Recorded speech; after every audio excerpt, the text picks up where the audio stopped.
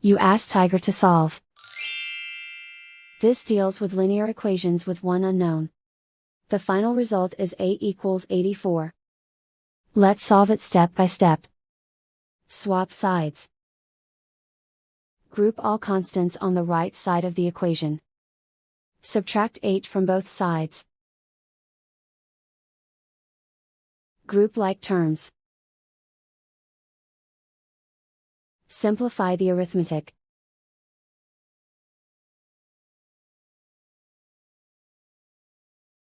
Isolate the a. Multiply both sides by 2. Group like terms. Multiply the coefficients. Simplify the fraction. Simplify the arithmetic. And so the final result is a equals 84.